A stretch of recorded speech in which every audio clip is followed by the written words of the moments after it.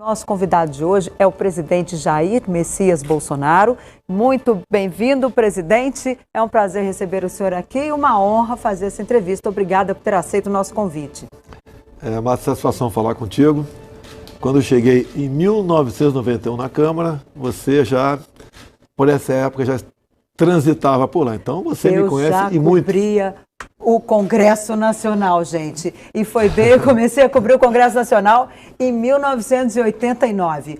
E já vi muito 7 de setembro, presidente, mas com tanta gente na rua quanto o senhor reuniu ontem, eu não tinha visto. O 7 de setembro, eu queria que o senhor fizesse um balanço do 7 de setembro, tanto da solenidade oficial quanto do ato logo em seguida, onde o senhor foi para cima de um carro de som, e também da reação dos seus adversários, seus oponentes foram à justiça pedindo uma ação, ação de investigação judicial eleitoral, que é ali, ou seja, querem que esse ato de ontem seja investigado. Que balanço o senhor faz, tanto do ato quanto da atitude aí, da reação dos seus adversários?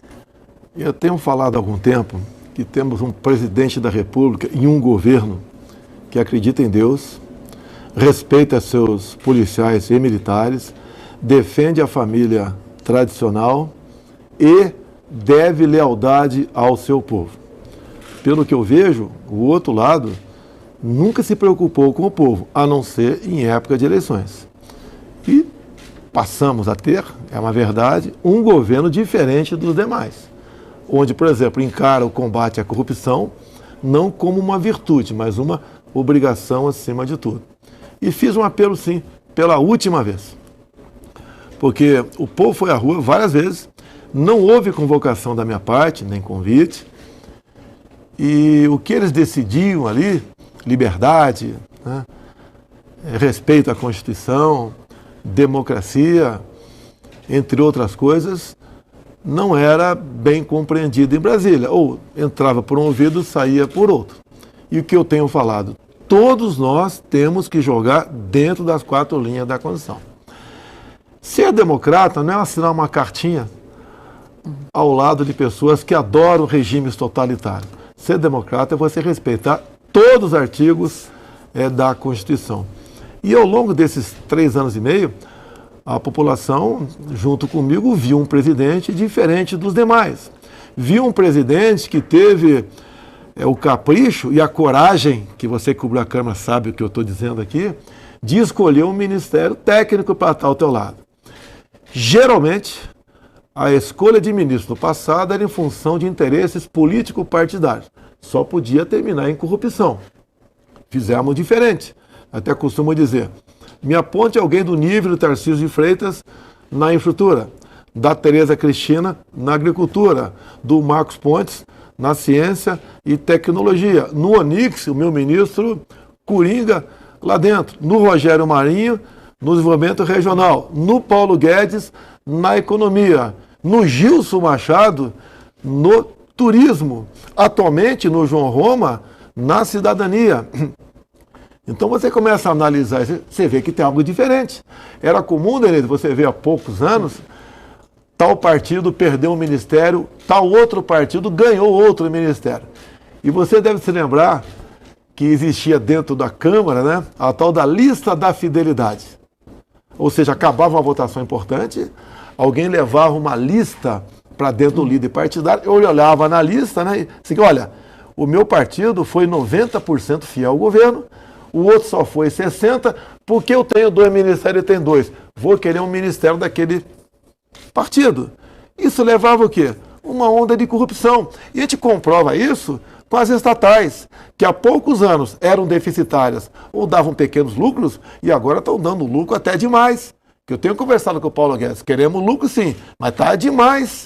Vamos diminuir impostos. Ele vem diminuindo impostos e temos aumentado a arrecadação.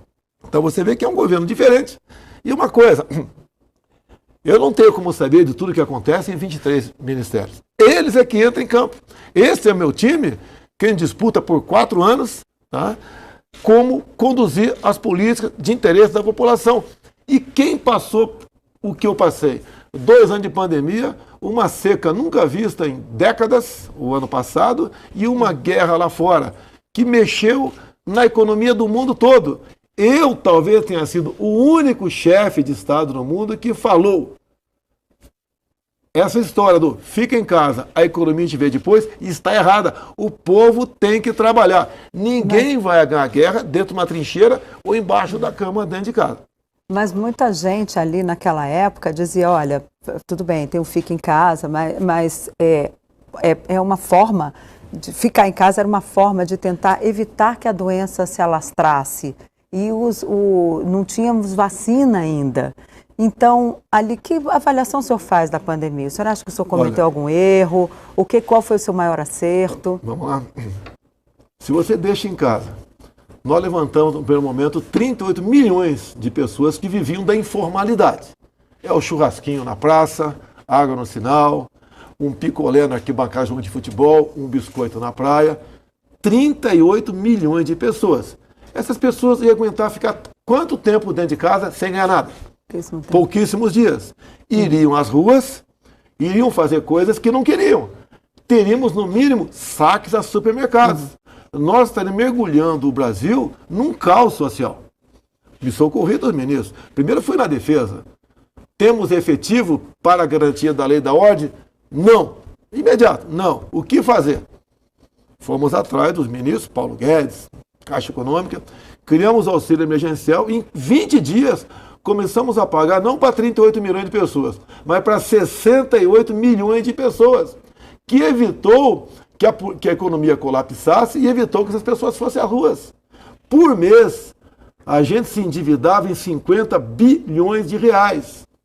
Não tínhamos como garantir tudo isso. E eu batendo de frente com a maioria dos governadores. Tem que trabalhar. O que já dizia naquela época, com o estudo nosso e tudo que veio depois? Que as pessoas saudáveis, os mais jovens, aquele vírus não influenciava em nada. Por que fechar? Por que deixar o cara com 20 anos, 30 anos de idade dentro de casa? Mas teve jovens que morreram também, presidente. Olha, mas foi muito, mínimo, tudo bem, mas você vai voltar quem nasceu primeiro, o ovo a galinha. Se você ficar em casa ad eterno, o vírus não vai embora. Como atualmente temos aí em torno de 100 pessoas que morrem de Covid por dia no Brasil. Eu te pergunto, essas pessoas foram vacinadas ou não? Você não vai responder. Foram. A maioria foi. E por que está morrendo de Covid? Aí explica então. Aí, presidente, os técnicos é que tem que explicar, né? Os médicos é que tem que dar essas explicações, os cientistas. Olha, é uma doença nova então que está sendo estudada. Então você me respondeu. Os médicos têm que dar resposta. Por que tolheram o direito do médico? Os médicos foram ali no ensaio e erro. Por que foi tolhido o direito dos médicos a exercer a liberdade deles? O médico não tem um direito, é obrigação de tentar salvar a tua vida. É uma interrogação. O tratamento precoce virou crime no mundo todo e no Brasil não foi diferente. Como eu apanhei por causa disso? Eu ligava para países do mundo todo. Por que na África subsaariana, por exemplo, está morrendo menos gente de Covid e tem o IDH lá embaixo? Olha, por coincidência... Tem que estudar. Né? Tem que estudar, né, presidente? Porque se não estudar, não tem jeito. Mas eu estudei. Por coincidência, essas pessoas tomam tal medicamento que é para combater a cegueira dos rios. Por que nos quartéis das forças do Exército na Amazônia não morria militar de Covid? Porque lá eles usavam um medicamento que era para combater a malária. Por coincidência, também ajudava a combater os efeitos do vírus. Mas no Brasil, o médico perdeu sua autonomia. Os médicos foram ameaçados de cadeia. O Omar Aziz apresentou um projeto de lei dando 3 anos de cadeia ao médico que, porventura, indicasse qualquer remédio não previsto o tratamento em bula. Eu divulguei o projeto do Omar Aziz e no mesmo dia ele retirou o projeto dele. Você quer ver uma coisa? Porque ele percebeu que o projeto estava errado, né, presidente? Ele percebeu depois da minha tuitada. Ele queria 3 anos de cadeia.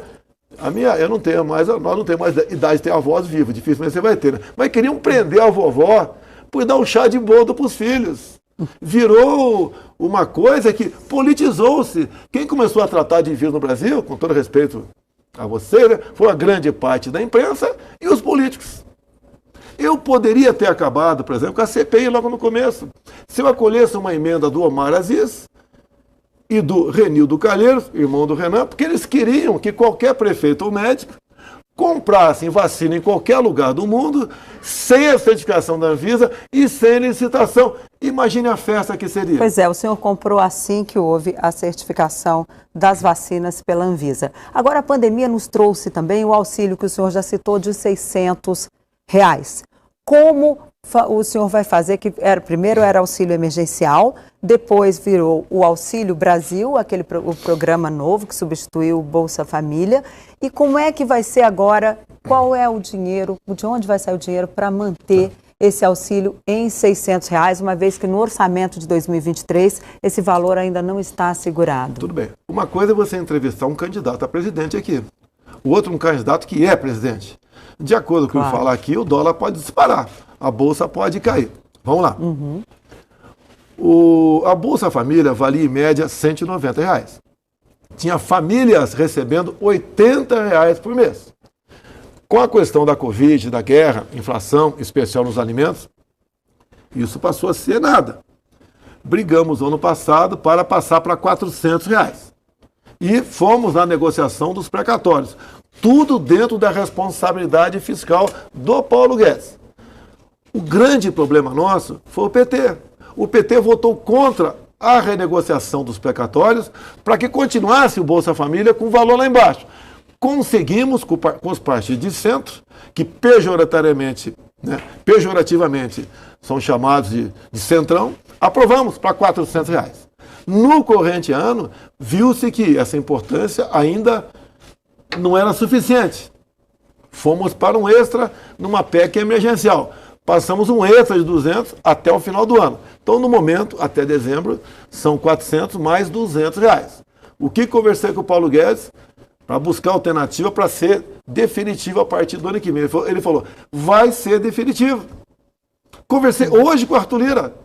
O Arthur Lira falou, no que depender da Câmara, nós vamos buscar alternativas para isso. O que o Paulo Guedes quer é taxar, né, uma parte daquelas pessoas que ganham acima de 400 mil por mês, e assim mesmo é taxar o que excede os R$400 mil, chamado dividendos, que não se paga nada, pagar 15%. O mundo todo paga isso, menos nós aqui. Com esses 15%, os dividendos, para quem ganha acima de R$400 mil, dá para pagar os 600 de forma definitiva e também corrigir-se a tabela do imposto de renda. Então aí está explicado de onde vem o recurso. E é a palavra do Paulo Guedes e a minha palavra, e o Arthur Lira também é dele de lutar lá dentro, que tem que passar pelo parlamento, vai passar, eu tenho certeza disso, porque ninguém vai votar contra os mais necessitados. E hoje chegamos à casa de 20 milhões de pessoas no Auxílio Brasil, que ganham R$600 por mês.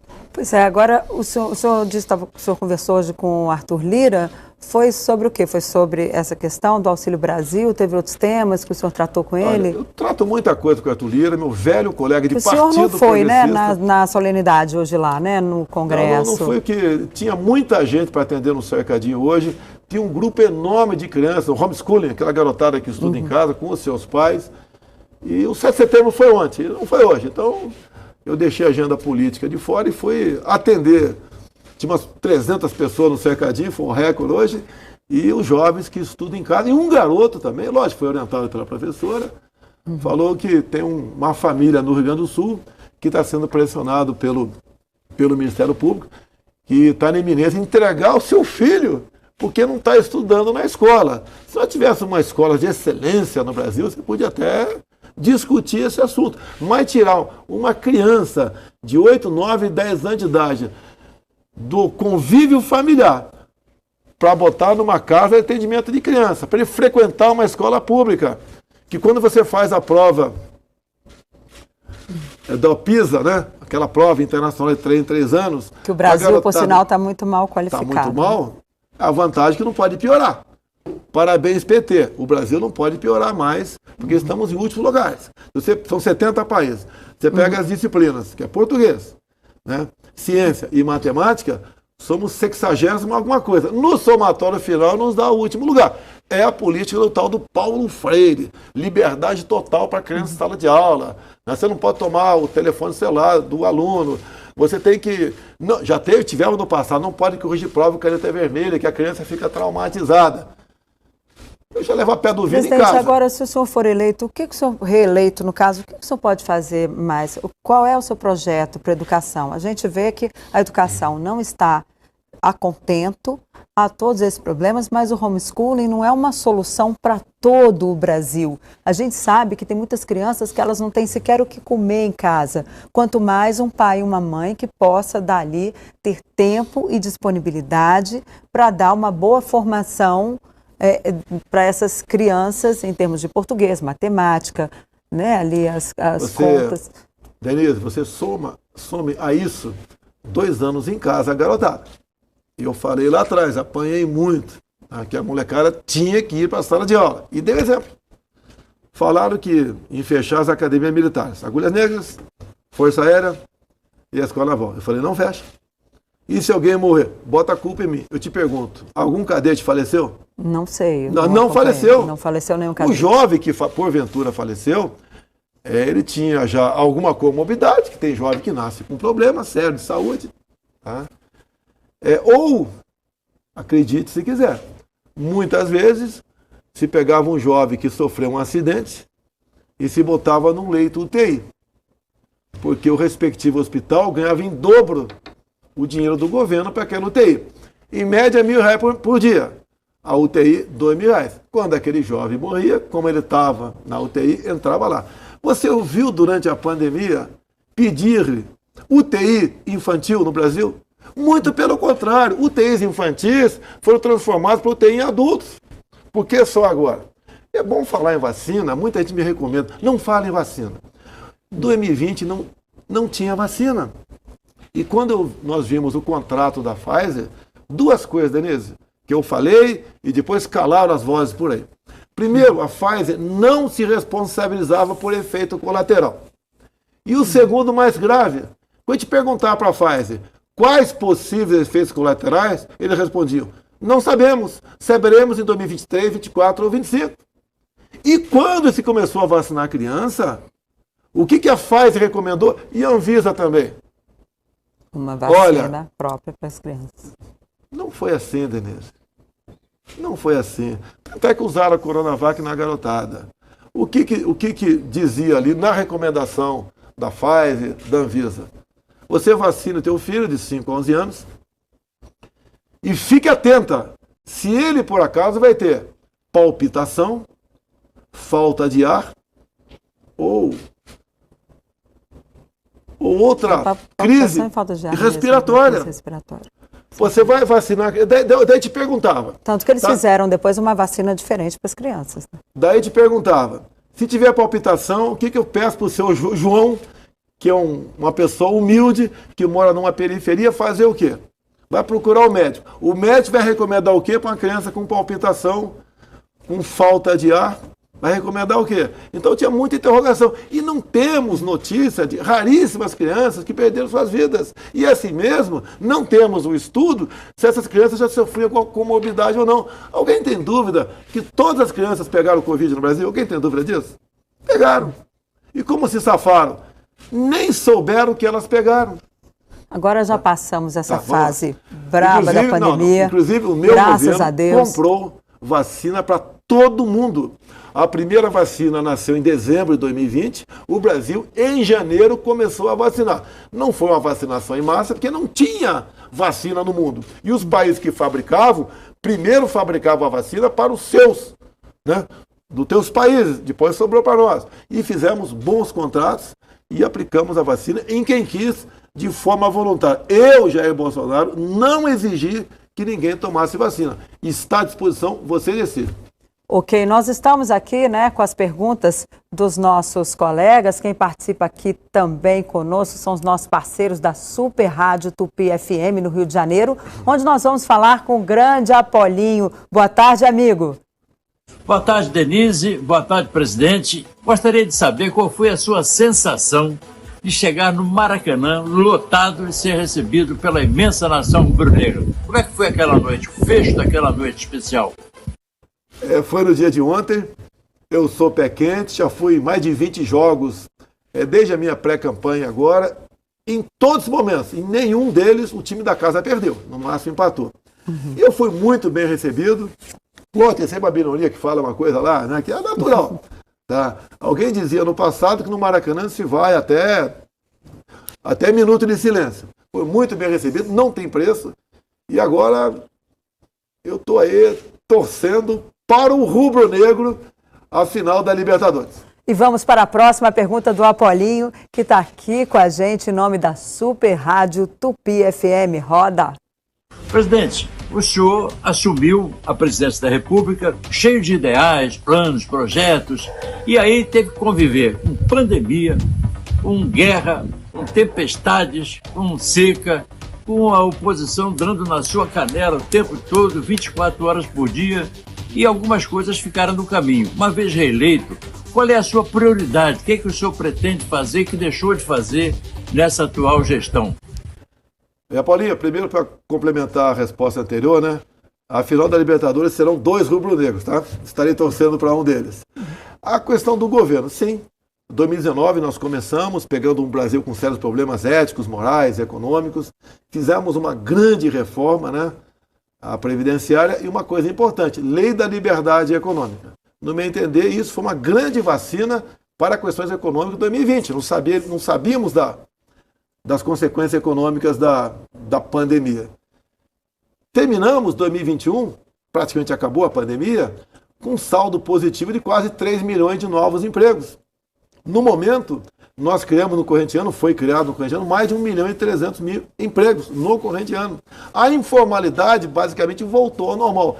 Que outras medidas foram tomadas para que isso pudesse acontecer? Primeiro, o potencial que tem o povo brasileiro de reagir, de superar, de saltar obstáculos, de ir para frente.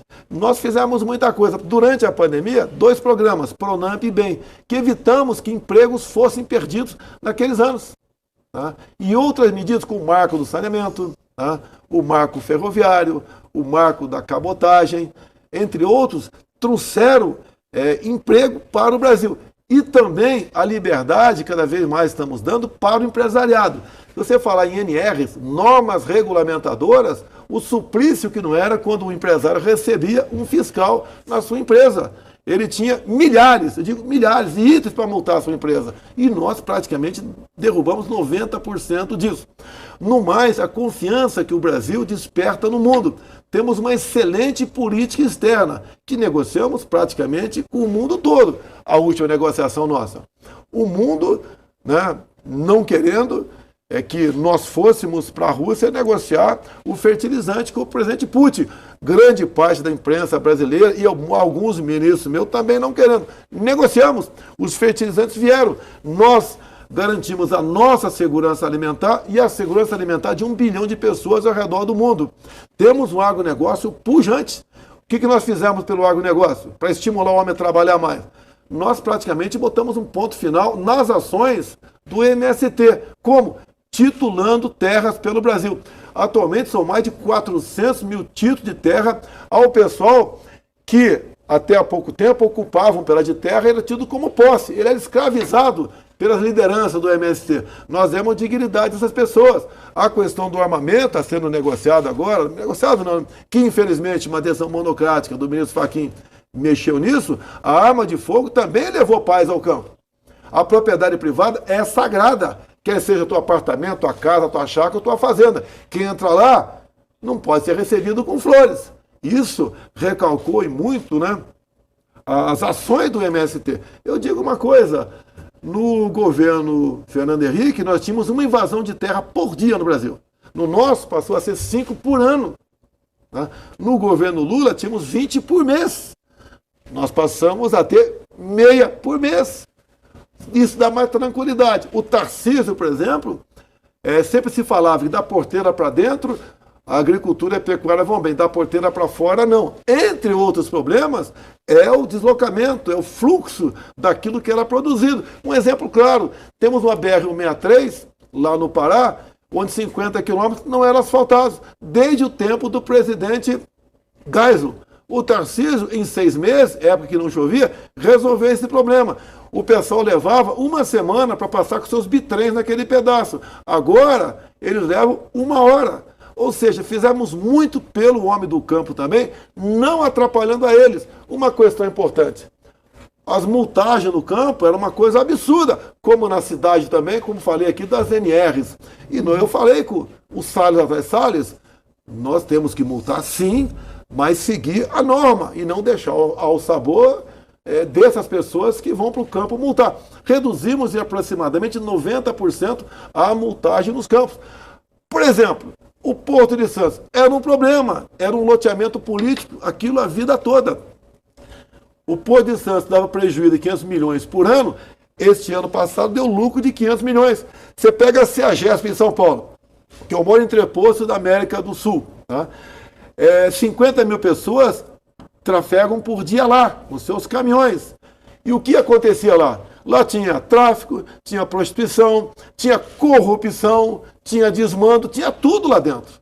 E quem estava administrando era o grande incentivador disso tudo.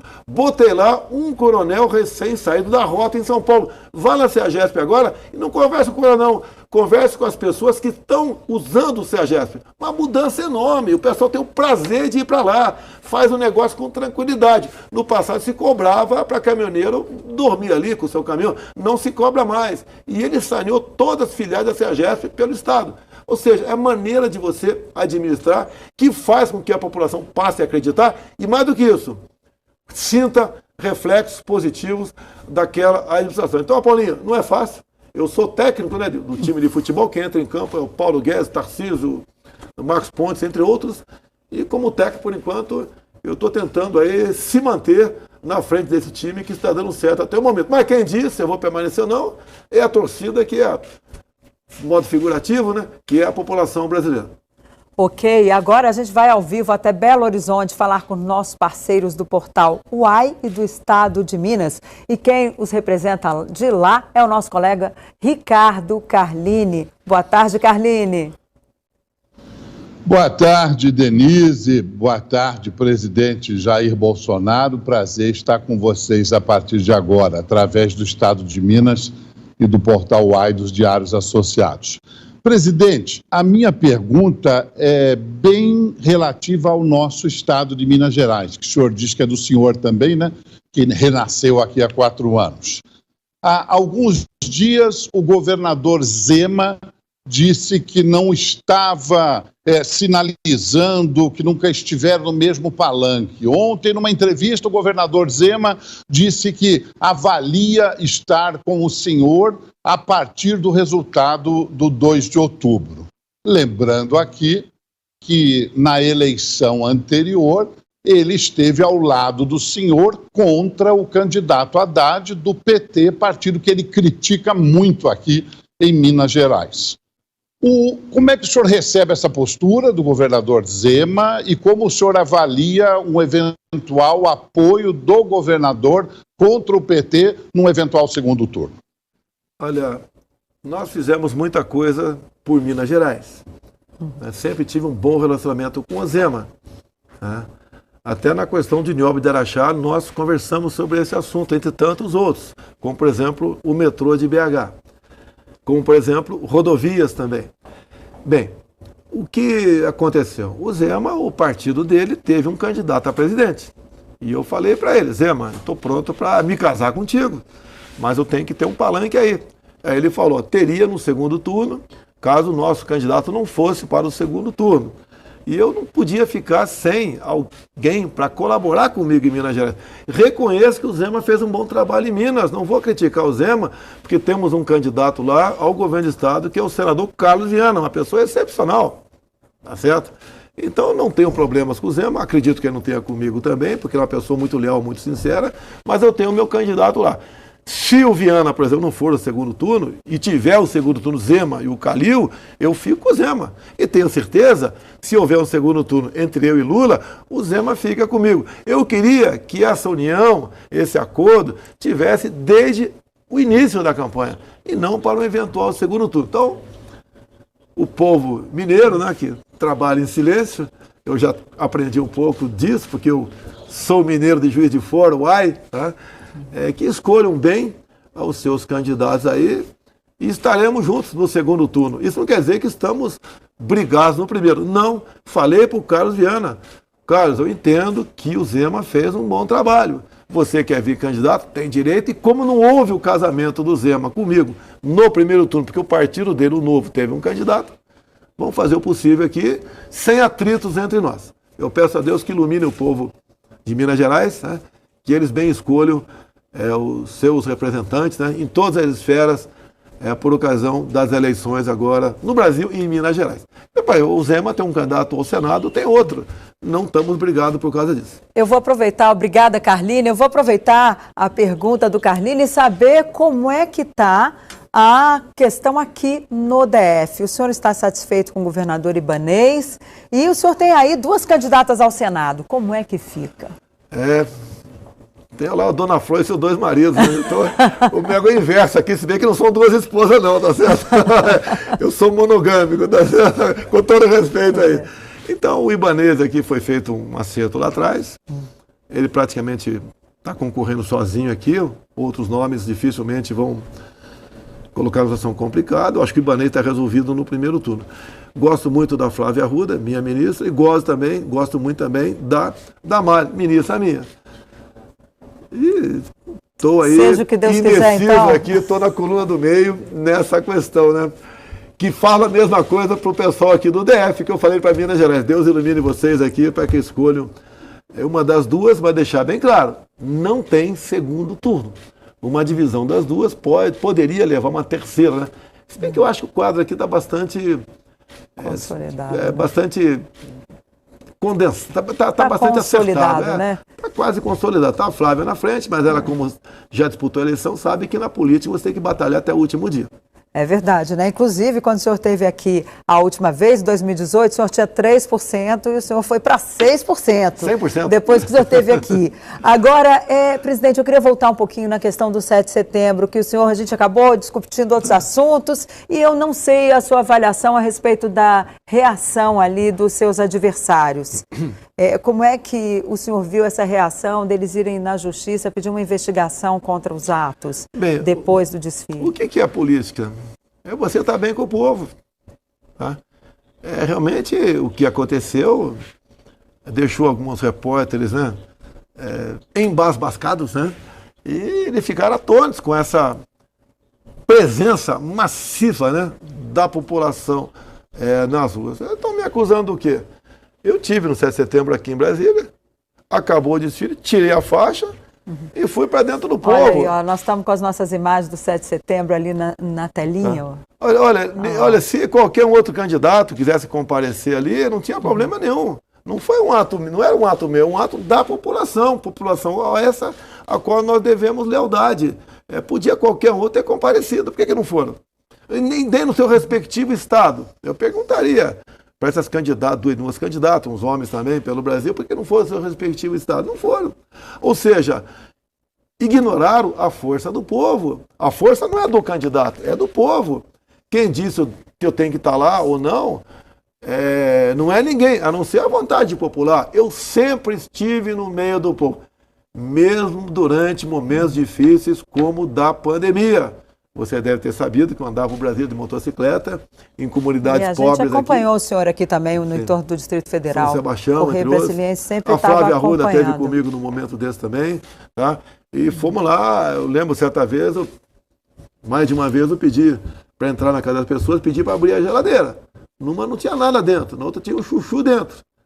Tive numa manicure aqui na periferia também, ela falou que ganhava em média, no serviço, que não era dela própria, mas ganhava em média R$3.000. Está ganhando quanto agora? Meu filho está me sustentando. Ou seja, fala assim tanto em fome no Brasil, quem aplicou a política do fecha tudo, condenou essas pessoas a passar fome. E muitas passaram fome de verdade. Quem esteve do lado delas foi eu, dando exemplo. Você estava numa guerra, o general que vai ficar à retaguarda de uma barraca com ar-condicionado não é general. O general é aquele que está na frente, está na linha de frente com o soldado. Eu estava na linha de frente com a população, não apenas no discurso, mas na prática. Agora, a gente também, nesse 7 de setembro, a gente ainda teve lá faixas falando de intervenção no Supremo Tribunal Federal, inclusive a The Economist, Hoje a revista diz, a manchete da revista Capa é o homem que queria ser Trump. E aí fala que o senhor ganhando ou perdendo a democracia, o senhor representaria uma ameaça à democracia no Brasil. Como é que o senhor vê quem coloca essa questão? A gente viu lá no início desse ano o ex-presidente Lula começando a campanha, tentando criar aquele clima de direta já, como se o senhor fosse uma ameaça à democracia. Como é que o senhor responde a esses ataques que o senhor recebe aí dos seus adversários e também essas manchetes que colocam o senhor como uma ameaça à democracia? O Lula assinou a carta pela democracia, mas vive de beijos, né, com Maduro na Venezuela. Apoia a ditadura da Daniel Ortega lá na Nicarágua. Ortega fechou rádios, televisões católicas, prendeu padres, expulsou freiras. E o Lula diz que a gente não deve se meter na política externa. Tá? É um cara que, na cadeia, recebeu a visita do Fernandes, da Argentina. Olha para onde está indo a nossa Argentina. É um homem que fez campanha para Petro na Colômbia, um integrante do M19, um grupo terrorista. Quais as primeiras medidas do presidente da Colômbia? Buscar liberar drogas, soltar traficantes, abrir a tua fronteira com a Venezuela. Anteontem, 5 policiais foram executados na Colômbia. Começou nós contra eles. Tá? Então essas pessoas têm alguma moral para falar em democracia? Para falar que eu quero dar um golpe? Eu estou evitando, olha só, me aponte uma palavra minha, um ato meu, por exemplo, para tentar fechar a imprensa, que o Lula falou várias vezes. Alguém tem dúvida que o homem forte do Lula no futuro nas comunicações seria Frank Martins, que foi o idealizador daquele marco civil da internet lá atrás, para ser regulamentada por decreto? Aprova-se uma lei e depois tem um artigo que fala regulamentação por decreto, onde entra o vale tudo. Que, inclusive, quem é que tem desmonetizado parte das pessoas por aí? Quem é que tem prendido deputado federal? Quem fez jornalista se exilar nos Estados Unidos? Quem está fechando, derrubando páginas de pessoas da direita? Que a esquerda não tem problema nenhum. Sou eu? Sou eu? Agora, quem o tempo todo defende a liberdade no Brasil? Sou eu. Pois é, mas não é um contrassenso quando o senhor sempre defende a liberdade, aí ontem de manhã com alguns lá no Palácio da Alvorada, quando o senhor estava lá com políticos e empresários, o senhor disse que 1964 poderia se repetir. O que o senhor quis dizer? Eu vi um vídeo. Nós passamos por momentos difíceis no Brasil. 22, só se tirar os contextos. 22, eu falei bom que o senhor esclarece aqui, até para não dar chance aos seus adversários de atacar o senhor. Passamos por momentos difíceis no Brasil. 22, 35, 64, 2016, 2018 e agora 22. Quem quer chegar ao poder, quem tentou chegar pelas armas no poder no passado, não foi o pessoal mais da direita. Foi exatamente esses mesmos que tiveram sempre perseguindo o seu mesmo ideal. A luta pelo poder. E onde essa esquerda chegou, a desgraça chegou. Se você ver, eu falo em trenzinho. Você pega Cuba. Lula vivia numa boa com Fidel Castro. Depois você vê a Venezuela, o país mais rico do mundo em petróleo. O povo venezuelano vive numa situação de pobreza pior do que o Haiti. Daí você vai para a Argentina. 40% da população argentina já está na linha da pobreza. Há poucas décadas, eles tinham um PIB maior do que o nosso. Vê para onde está indo o Chile. Se bem que o Chile deu uma segurada agora, não valeu, não valeu a construção que aquele cidadão queria fazer lá. Entre outras coisas, acabar com os carabineiros. O que a esquerda sempre falou aqui. Desmilitarizar as polícias. Nós já tivemos exemplo de polícia fora de combate. Em greves de poucos anos, na Bahia, no Nordeste, os assaltos, os saques se faziam à luz do dia.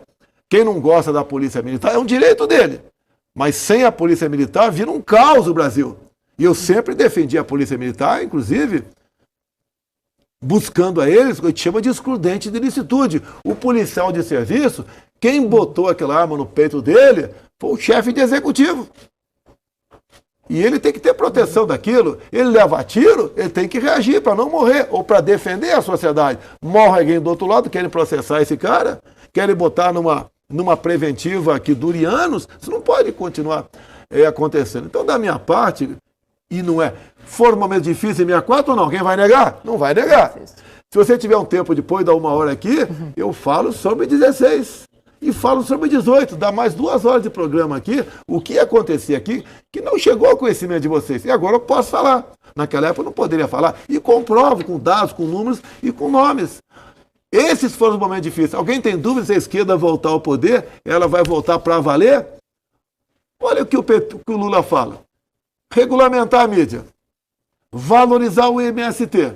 Botar os padres e pastores nos devidos locais. Conversa com o militar vai ser para dentro do quartel, eles, nós para lá de cá. Voltar a emprestar dinheiro do BNDES para ditaduras. O que eles querem? Acabar com as escolas cívico-militares. Acabar com os colégios militares. O que eles querem? O bem da população? Tem muito assunto para debater, né, presidente? Nós vamos agora para um rápido intervalo, 1 minutinho, e a gente volta com o segundo bloco do CB Poder Especial, que hoje sabatina o presidente e candidato à reeleição pelo PL, Jair Bolsonaro. Presidente, tivemos uma notícia triste hoje, que foi a morte da rainha Elizabeth. Saber como é que o senhor avalia o reinado de Rainha Elizabeth e como é que o senhor vai para os funerais, não vai? O governo brasileiro vai mandar representantes, enfim? Nós já decretamos 3 dias de luta oficial. A Rainha Elizabeth é uma pessoa fantástica, sempre transmitindo alegria, seriedade e patriotismo. Uma família que teve seus problemas, como toda família tem, e ela sempre foi uma âncora nessas questões. O protocolo ainda não sabemos de quando serão aí os atos, né, da sua despedida, e de acordo com o protocolo a gente decide o que fazer. Eu particularmente, estamos em campanha, andando pelo Brasil, vamos analisar se é o caso ir ou não. Seriam 2 dias da nossa agenda. Mas caso não seja possível, nós vamos mandar uma comitiva nossa para lá. No momento a gente pede a Deus que a acolha, conforte seus familiares, e bem como nossas condolências a todo o povo não só da Inglaterra, né, como do Reino Unido todo. Agora, o senhor também era uma mulher, né, no comando de um reinado. O senhor busca aí o eleitorado feminino. Como é que está essa questão na sua campanha? Que avaliação o senhor faz? Porque ontem mesmo, com aquele discurso lá do senhor, algumas mulheres, as candidatas, reclamaram, especialmente quando o senhor comparou ali as mulheres, a primeira-dama Michele Bolsonaro com a esposa do ex-presidente Lula, e o senhor também fez ali aquele coro, que parecia que o senhor estava chamando alguém lá embaixo, assim, que aí o senhor fez aquele coro de imbrochável. Como é que foi aquilo? Primeira coisa, eu não falei o nome da Janja. Eu falei primeiras damas. Compare com as outras primeiras damas. Nós temos 27 primeiras damas no estado, pelo Brasil. E temos 5.700 em municípios. Eu não conheço as outras, não vou falar que a Michele é melhor que todas elas, mas façam comparações, né, com as primeiras damas outras, né? A que foi do Lula, a que foi de Fernando Henrique. Compare, né? Nada mais além disso daí. O trabalho que a Michele faz é de conhecimento de todos. Ninguém vai aprender Libras, a não ser que seja algo que realmente saia do coração dela. Ela não ganha nada com isso. Os gastos dela, inclusive, vêm do meu salário de presidente da República e metade de capitão do Exército. Não receba a aposentadoria da Câmara porque não pedi, para exatamente não me criticarem. Assim como meu gasto cartão corporativo pessoal é 0. Nunca gastei um centavo no cartão corporativo. Eu posso sacar até 25 mil por mês e fazer o que bem entender com essa grana. Dou exemplo lá de cá. Ali, o apresentador ali, está um cara conduzindo, animando, né? Ele é um conhecido locutor de festas, rodeios, é o cuiabano, gosto muito dele. E, dado momento, ele falou da minha resiliência, da minha tenacidade, e falou que eu era imbrochável. E daí começou o pessoal a gritar. Coro que já virou virou memes na internet. Virou memes, nossa. Os seus adversários disseram que era uma vergonha para o Brasil, aquilo na data do bicentenário, que o senhor nem citou a palavra bicentenário quando o senhor estava lá. O que eles se incomodaram não foi com isso. Né? Que eu falei no meu discurso, que de vez em quando falo palavrão sim, mas não sou ladrão. Aí bateu na moleira, né, dos nossos adversários por aí. Essa é a bronca deles. A questão de embroxar é sinal que eu vou ficar resistindo sempre, não adianta me atacar. Eles atacam o senhor também com a questão lá dos imóveis agora, rachadinha, que era uma coisa lá do passado. Pegaram, reviraram a vida, a minha o tempo todo. Agora de irmãos, cunhados, ex-cunhados e minha mãe que já morreu. Daí fez um somatório. Entre 11 ali tinha 100 e poucos imóveis.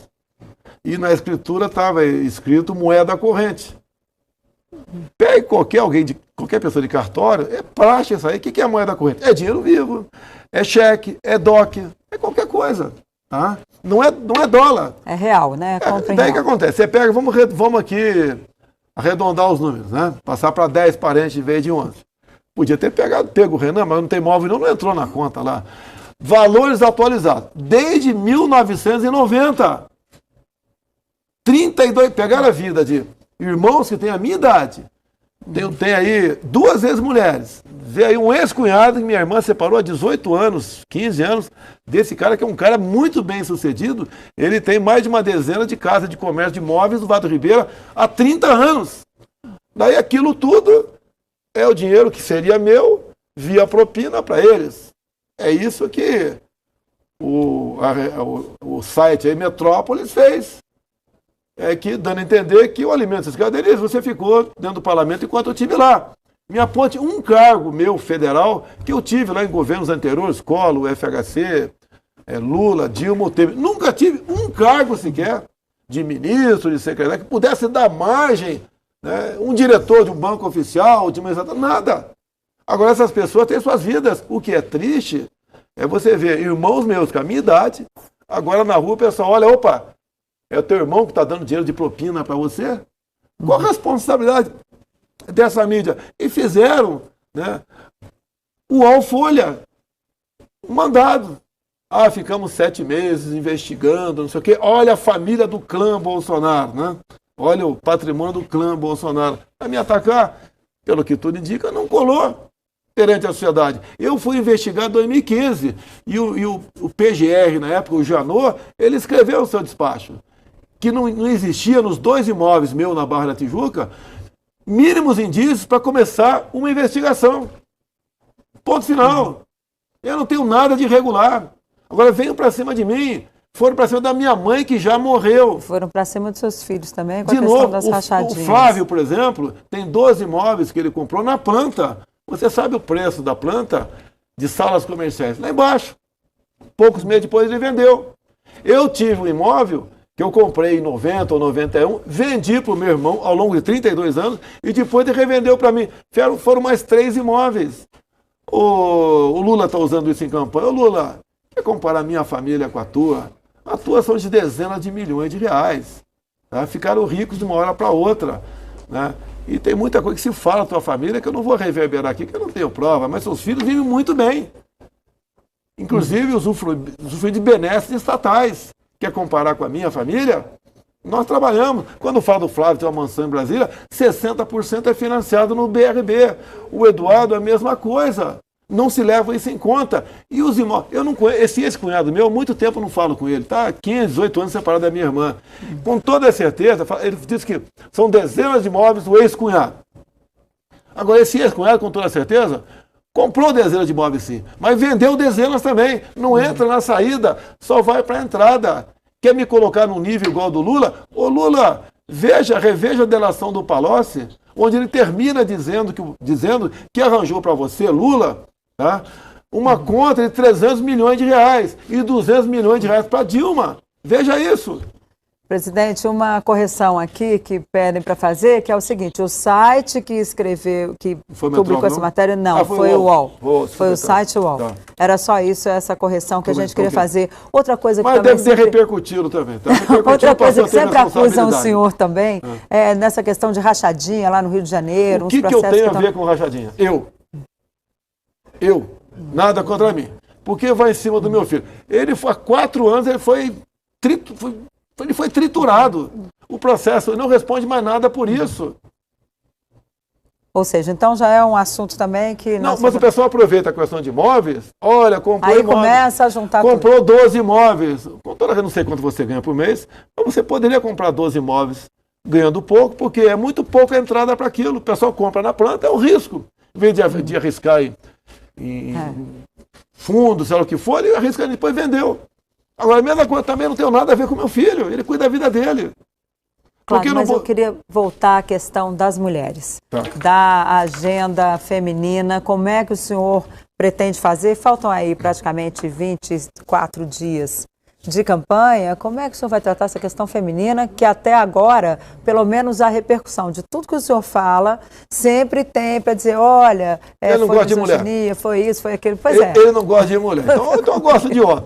Tá? Como é que o senhor vai tratar essa questão feminina na campanha? Olha só, eu demonstro com o número, anotei alguma coisa, me permite aqui, uma colinha. Claro, aqui, né? à vontade. Nós já sancionamos leis, outras medidas, mais de 70 em defesa da mulher, ninguém fez isso. Acabei de sancionar uma nova lei sobre laqueadura. Era 25 anos, passou para 21.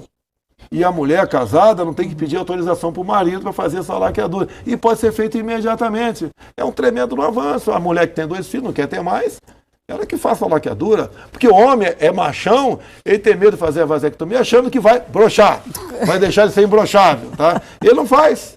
Ele não faz a vasectomia dele. Por exemplo, quando você fala do Auxílio Brasil, são 20 milhões de pessoas, 80% são mulheres. Quando você fala em titulação, a terra do campo, são 400 mil títulos, 80% mulheres. Por que mulher? Ouvi a Tereza Cristina, uma coisa óbvia que ela falou para mim. Ô, moço presidente, o homem quando pega o título, ele acaba fazendo negócio, separando da mulher, e a família fica abandonada. A mulher é diferente. Aquilo vai ficar com ela a vida toda. Então, o cabra está casado, tem união estável, o título vai para a mulher. Quer mais vantagem do que isso? Nós endurecemos e muito a pena para agressores também. Tá? Fizemos um cadastro dos estupradores no Brasil. Temos um cadastro que é reservado ao estuprador do Brasil. Então, se tiver um estupro na região desse cara aqui, ele passa a ser um suspeito. O feminicídio diminuiu no Brasil. Pois era, isso que eu ia bastante diminuiu no Brasil. Se vem mais alguma coisa aí, algum projeto a mais para as mulheres? Que eu posso adiantar para você. Por exemplo, o Anderson, o ministro Anderson da Justiça, ele faz operação coordenada com os estados. Então, até o momento, por exemplo, nós atendemos 316 mil vítimas. Tá? Mulheres de feminicídio. Sim. De mulheres com problema. Vítimas de 15 mil denúncias apuradas. Tá? De ameaça, vítimas de ameaça. Eu falei também, o pessoal achou que eu briguei com os homens. Né? Foi o governo que mais prendeu machões no Brasil, foi eu. Com essas operações do Ministério da Justiça, junto com os estados. O agressor de mulher não ficou escondido ali. Fomos para cima deles. E assim foram 70 ações em defesa da mulher. Agora, o que eu sinto na rua com as mulheres é completamente diferente. Elas gostam de mim e eu gosto delas. Nos damos muito bem. Fica uma narrativa. Ele não gosta de mulher, ele é grosso. Olha, realmente eu sou um pouco grosso. Não vou negar para você isso daqui. Tá? Mas eu sou uma pessoa que fala a verdade. Muita gente no Brasil estava acostumado a ouvir mentirinhas bastante amenas e ser enganado a vida toda. Mudou com a gente. Ou acha quando pego certos dados, né? Certas denúncias, eu não fico indignado e falo palavrão, falo e vamos atrás buscar solução para aquilo. É um governo que deu certo. Sou suspeito de falar de mim, né? Mas os números da economia estão aí. O número de mulheres empregadas tem aumentado proporcionalmente também. Passamos a 100 milhões o número de pessoas empregadas no Brasil. mulher está chegando aí quase a metade. Ou seja, cada vez mais a mulher está tendo seu espaço. Como a mulher está tendo seu espaço? Nós estamos desburocratizando, desregulamentando. Denise, somos o 7º país mais digital do mundo. Você, Denise, no final do governo Lula, levava 3, 4 meses para abrir uma empresa.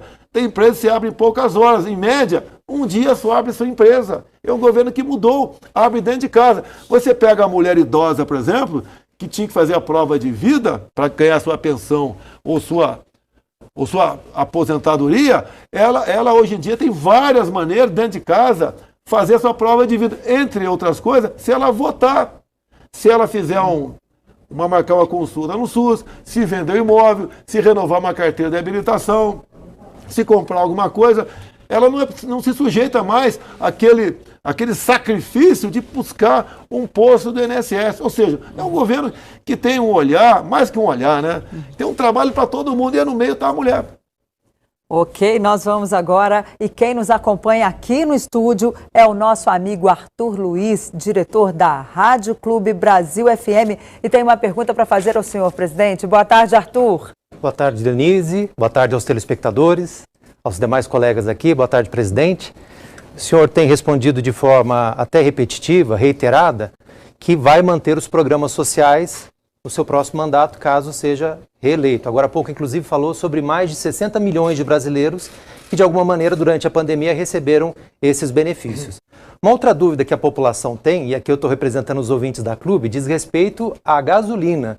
Se a gente tem, nesse momento, a queda no preço da gasolina devido ao momento eleitoral, ou se há uma perspectiva de queda no próximo mandato com a sua reeleição. E eu até pergunto isso, presidente, porque lá na Clube a gente tem uma promoção que se chama Clube da Gasolina, e era a mais procurada até um pouco tempo atrás. Agora, com a diminuição do preço, essa promoção diminuiu também o interesse dos ouvintes. Para o próximo ano, o que vai ser feito de fato para melhorar a vida do trabalhador e do mais humilde? Os combustíveis influenciam diretamente na inflação, de tudo. O preço do combustível subiu assustadoramente no mundo todo, no Brasil não foi diferente. Para resumir tudo aqui. Falei com o Arthur Lira resolveu botar um projeto em pauta, limitando o teto do ICMS, que é o Imposto Estadual dos Combustíveis, e limitou-se em 17%. Tinha estado que cobrava 35% de ICMS. Então esse estado que cobrava isso, cobrava por litro de gasolina, em média, R$ 2,30. Passou para metade disso daí. Paralelamente, tínhamos um imposto federal, PIS/COFINS, que era 69 centavos da gasolina e 10 centavos no CID. Nós zeramos isso e vai ser mantido ano que vem como proposta enviado ao Congresso Nacional. Eu falei com o Paulo Guedes, ele que bateu o martelo, tá? Vai ser mantido e a nossa intenção é nunca mais cobrar isso daí. Porque quanto mais a gente reduz a carga tributária, mais a gente arrecada. Então diesel, etanol e gasolina é daí para baixo. No momento, o diesel está bastante caro ainda. Por que está caro? Porque lá atrás, o senhor Lula começou a fazer 3 refinarias do Brasil, não concluiu nenhuma, enterrou quase 100 bilhões de reais. E somos obrigados a comprar diesel a preço de mercado. Estamos em negociação, entre outros países, com a Rússia para comprarmos diesel deles. Estamos buscando quem aqui no Brasil queira construir uma refinaria, porque o governo não tem recurso para tal. Agora, uma refinaria vai levar 5, 6 anos para ser concluída. Mas mesmo ficando lá para frente, estamos trabalhando nesse sentido. Preço do combustível. Hoje você acha no Brasil, a maioria dos postos abaixo de R$5. A maioria dos postos também, você acha o etanol abaixo de R$4. O etanol teve uma outra coisa feita por nós. Não é fácil você enfrentar o lobby dos combustíveis, no caso das distribuidoras. Aprovamos no Congresso a venda direta do etanol. Até há pouco tempo, o usineiro era obrigado a vender o etanol para uma distribuidora. Ele andava 300 quilômetros, depois voltava a 300, para 10 quilômetros de distância da usina, abastecer o posto de combustível. Na venda direta, o usineiro vende direto ao posto. Eliminamos um intermediário. Então essas medidas vieram para ficar. Pode ter certeza. Isso daí diminui a inflação. E já está tendo reflexo, obviamente, como estamos tendo deflação, né, em outros produtos, porque o preço do frete tem diminuído. E some-se a diminuição do preço do frete, ainda esse ano será inaugurada a ferrovia Norte-Sul. É uma espinha dorsal, né, do Maranhão, Tocantins, Goiás, Rio de Janeiro, bem como outras dita costelas, estão na iminência de ser concluídas também, como a FIOL, a FICO, a Transnordestina, a Ferrogrão. Então isso tudo, com o ressurgimento do modal ferroviário, vai botar o preço lá para trás. O Brasil, o único país do mundo, pelo que eu sei, né, que está com deflação e não está com problema de desabastecimento como outros países começam a ter. Ok, obrigada, Arthur. Com isso, o senhor respondeu também a pergunta aqui do nosso internauta Ricardo Mendonça. Ele queria saber se o senhor ia manter os impostos zerados da gasolina no ano que vem. Sim, está mantendo a proposta. Olha aí, Ricardo, está respondida a sua pergunta. Tem mais uma aqui, ainda tem aqui a pergunta de Lindalva.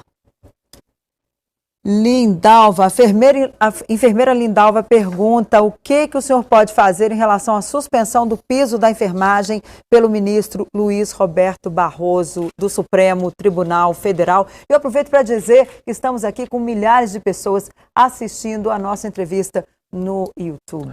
Luísa, você deve saber como funciona o Supremo Tribunal. Lindalva, né? Lindalva. Como é a ação desses ministros do Supremo Tribunal Federal. O Congresso aprovou, eu sancionei. Tem uma adesão do Barroso, né? De forma monocrática, ele sozinho falou, não, 4.600 é uma fortuna, não admito isso, vamos ter que ouvir a iniciativa privada. Bem, pelo que eu sei, deve ser aberto hoje o que chama de plenário virtual, para decidir, o Barroso então bota em plenário virtual para decidir se vai ser mantida a liminar dele ou não. Eu, particularmente, se pudesse fazer, faria pelo decreto das armas, que o seu Fachin resolveu, de forma monocrática, também tornar sem efeito. Eu voltaria a deixar com que a Polícia Militar e a Polícia Civil do Rio de Janeiro voltasse a frequentar todo o Estado, tivesse área de exclusão, que onde os bandidos cada vez se concentram ali, porque sabendo que a polícia não se faz presente, entre outras medidas do Supremo Tribunal Federal. Eu prefiro não ir além disso, para não falar que eu estou atacando o Supremo Tribunal Federal. Agora, as medidas monocráticas, que eu acho, eu não tenho certeza, que a questão do piso da enfermagem foi aprovada por unanimidade na Câmara e no Senado. E nós sancionamos aqui. Ou seja, uma pessoa que foi escolhida por Dilma Rousseff para ser ministro Supremo, contraria uma unanimidade, 594 parlamentares e um presidente, no meu entender, por um capricho pessoal dele. Ele não devia se meter nessas coisas. No meu entender, a ação dele não é isso, não tem nada de inconstitucional nisso aí.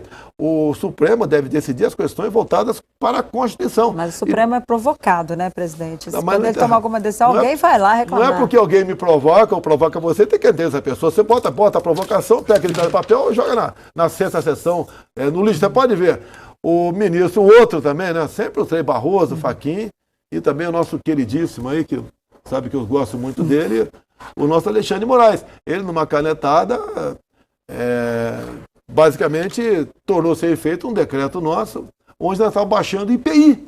Ou seja, quer reduzir impostos, e a competência privativa minha, ele dá uma canetada, ele fala, não, para esse tipo de produto aqui não vale a redução de imposto.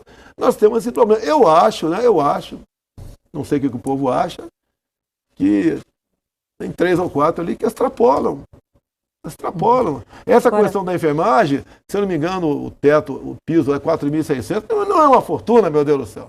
Pessoas que se arriscaram aí durante a pandemia, atenderam aí nossos parentes, atenderam amigos no hospital, com um vírus que ninguém conhecia, e é uma proposta, me acusaram de ser uma proposta eleitoreira minha. A iniciativa não foi minha, foi do parlamento, e eu simplesmente tinha o poder da caneta BIC ali, né?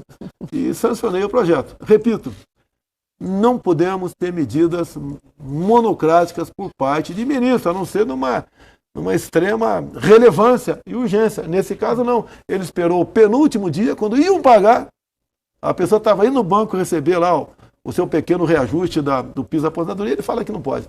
E atinge, se não me engano, mais de 2 milhões de pessoas pelo Brasil. Pode ter certeza, eu não sei como vai votar o Cássio e o André Mendonça, eu botei lá dentro. Mas eu acho que eles devem estar ao lado dos trabalhadores. Agora, presidente, em relação, já que falamos no Supremo, como é que fica a relação do senhor, o senhor reeleito, como é que ficaria a sua relação com o Supremo? O que o senhor pode fazer para tirar essa tensão aí que o senhor vem desde do início do seu mandato com alguns ministros do Supremo Tribunal Federal, que fique bem claro. Não sou eu que provoco. Eu estou quieto. O que você acha quando escolhe um diretor-geral da Polícia Federal, vai o ministro dar uma canetada, ele é amigo dele? Foi Alexandre de Moraes. O Alexandre de Moraes era amigo do Temer. Como é que ele foi indicado para o Supremo se eu não posso... Inclusive o Ramagem, né, que é candidato a deputado federal no Rio de Janeiro, tá? Ele não era amigo meu.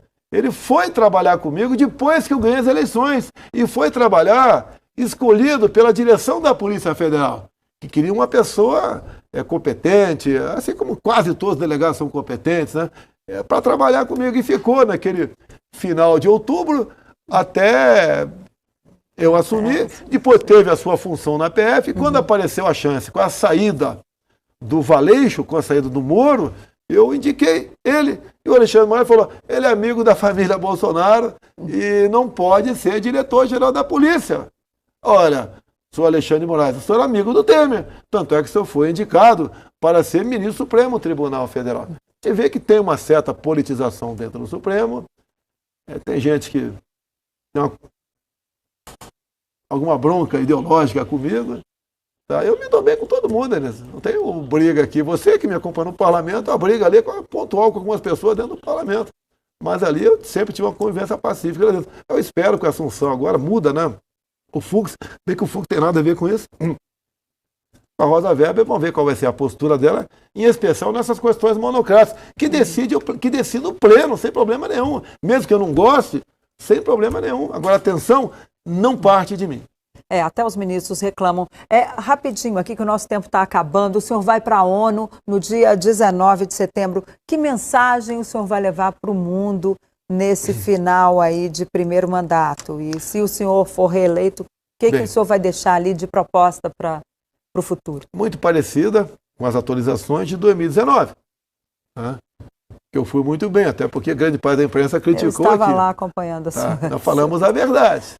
O que são reservas indígenas, a questão ambiental, como está o Brasil. Eu já tenho a coluna vertebral desse pronunciamento, muito voltado para nós aqui dentro, né? E você pode ver, a pressão sobre questões ambientais aqui diminuiu, por quê? A Europa está complicada. Há mais de 40 dias, a França arde em chamas. Por que São Macron não apaga o fogo? E olha que a França representa uma parte muito pequena do que é a nossa Amazônia. Até o Paulo Guedes um dia falou, não conseguiu conter o incêndio em Notre Dame, num quarteirão, e fica dando palpite na nossa questão aqui. Eu espero que o Macron consiga apagar o fogo realmente lá do seu país. Eles estão vivendo um momento seríssimo lá, ambientais. Mudaram a lei ambiental deles. Lá você não vê mata ciliar, você não vê reserva, você não vê floresta. Eles falam em reflorestar o Brasil. Olha, 2/3 do nosso território está da mesma forma como Pedro Álvares Cabral chegou aqui. Lá está diferente. Lá merece um reflorestamento. Mas é uma briga que tem a ver com os commodities, né, com os produtos do campo. É isso que existe. Você pode ver. Eles estão atrasando o comum acordo União Europeia, Mercosul. Eu tenho certeza que eles vão brevemente tentar aí agilizar esse acordo, porque eles já começam a viver alguns problemas de desabastecimento, porque a Ucrânia, que é um dos grandes produtores, exportadores de alimentos, está com a sua safra comprometida, dado esse conflito com a Rússia. Eu quero o bem da França. Agora, há males que vem para bem. E está sendo mostrado para o mundo esse problema. Pretendo tocar na questão ambiental, mas de uma forma positiva para o Brasil. Vamos tocar em vários assuntos lá. Eu posso falar 15 minutos, o que é dado, mas posso aumentar. Eu acho que 15 minutos dá para dar um enorme recado para o mundo, mostrar o que é o Brasil no agronegócio, como foi a política dos humanos tratada pelo meu governo, como tratamos os mais necessitados por ocasião da pandemia, mostrar mais uma vez que eu fui talvez o único chefe de Estado que foi contra a política do fica em casa, a economia te vê depois, que prejudicou exatamente os mais pobres, que não tinham poupança, nem tinham salário fixo, como muito servidor público tinha. Mostrar o que nós fizemos para o mundo. não vai ter nenhuma agressão, fiquem tranquilos, é um discurso bastante propositivo, vai ser lido num teleprompter, que não dá para a gente de improviso tantos números ser falado ali, mas o mundo vai gostar da posição do Brasil. Afinal de contas, né? O Brasil é a solução para o mundo. Há poucas semanas esteve aqui a presidente do OMC, como sempre, a tratei muito bem todo mundo, melhor ainda por ser mulher. Ela ficou maravilhada comigo e quando ela saiu, ela fez um pronunciamento fora do Brasil e falou que sem o agronegócio do Brasil, o mundo passa fome. Vou falar também que somos contra a liberação de drogas, que só quem tem, só uma mãe, uma mulher que tem um filho no mundo das drogas, sabe o que é esse sofrimento. Vou falar que nós defendemos a vida desde a sua concepção. Vou falar também que o maior patrimônio de qualquer pessoa, não interessa o poder aquisitivo, a cor da sua pele, o que ela faça na vida. O maior patrimônio nosso, meu, teu, deles, são os nossos filhos, agora são os nossos netos, e nós não aceitamos a ideologia de gênero. Eu não posso admitir que a minha filha de 11 anos, por exemplo, que está aqui num colégio em Brasília, ela vai no banheiro e tem um moleque de 15 anos lá fazendo xixi do lado dela. Eu não posso admitir isso. É o meu patrimônio, é a minha filha. Nenhum pai admite isso, nem que seu filho faça isso com a menina do lado. Então nós temos que combater essas práticas que só levam à destruição da família. E um país sem família estruturada é um país fadado ao fracasso. Ok, presidente. Infelizmente, a sua assessoria já está ali cobrando que a gente encerre a entrevista. Vamos lá. O CB Poder Especial, umas urnas. Eu vou dar mais um tempinho para o senhor fazer as suas considerações finais. Mas se o senhor quiser continuar, a gente continua, não tem problema. O que eu falei agora há pouco, eu estou satisfeito. Obrigado a Deus pela minha segunda vida. Sou mineiro, uai, também, e pela missão de comandar essa grande nação. Não é fácil comandar essa nação sem você fazer concessões. Temos ministros técnicos competentes que aceitaram esse desafio. E graças a essa equipe, nós vencemos a questão da Covid, atendendo a todos. Nós vencemos a Covid, a questão da economia também, os números estão aí para quem, porventura, duvidar. Temos um profundo respeito com toda a população brasileira. Amo as mulheres e só dou um abraço nos homens, nada mais além disso daí. E vamos tocando a nossa política. E faça comparações, não só com outro país, bem como com outros que são candidatos, um outro no caso, que já foi presidente por 8 anos. Veja o que ele fez lá atrás, para onde ele estava levando o nosso país. Creio que foi um milagre a minha eleição, não tinha nada. Era um deputado que discursava com o plenário vazio. E por que eu discursava? A pessoa às vezes não entende. Discursava porque ia na Voz do Brasil, só quem falava ia na Voz do Brasil. Então, eu falava para as paredes, naquele momento, mas sabia que à noite ia ter 15, 20 segundos na Voz do Brasil. Resolvi vir candidato final de 2014, depois da reeleição da senhora Dilma Rousseff.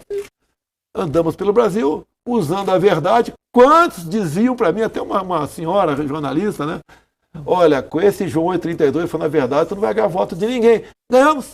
Depois fomos evoluindo, sempre usando passagens bíblicas, como uma daquelas, né? Por falta de conhecimento, meu povo pereceu. O povo tem que conhecer o que é o executivo, que é o legislativo, que é o judiciário, conhecer por dentro. Conseguir mostrar isso para grande parte da população e com toda certeza. E, em função disso, a população tem respeito comigo. Sou um cidadão, erro, falo palavrão, estou diminuindo, mas não sou ladrão. Não engano, não tem palavras difíceis, muitas vezes tem que ter pancada mesmo para você buscar a solução. Quantas vezes eu converso com uma pessoa num canto ou falo um palavrão, mas tem que resolver isso. Você pega aquela sessão secreta minha, que não era secreta, com 40 pessoas. Aquela reunião ministerial. Foram contados 29 palavrões. Uhum. E agora por que saíram os palavrões na mídia? Porque conforme ia sendo liberado pelo Supremo, cada televisão queria ter a primazia, dar o furo e botava lá sem fazer o pi.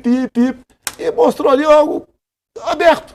É como, com toda certeza, no intervalo do jogo de futebol, o técnico está perdendo, né? E fala, tem que mudar, e fala um palavrão, pô. Agora, isso daí não é uma regra da minha parte. Eu trato todos com respeito. Não foi provado nada, interferência na Polícia Federal da minha parte.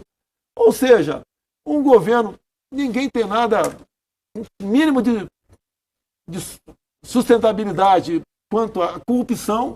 Damos o exemplo e fazemos a nossa parte. Busco a reeleição, sim. Eu peço quem está me assistindo, se achar que eu mereça, bota lá 22 e vamos em frente. Se achar que o outro lado merece, Eu faço minha reflexão, o voto é dele, você decide. Eu tenho inclusive falado pessoal meu, né? Não tente convencer o outro lado. Fala para o outro lado te convencer. Ah, você quer votar em fulano de tal? Por quê? Tenta me convencer.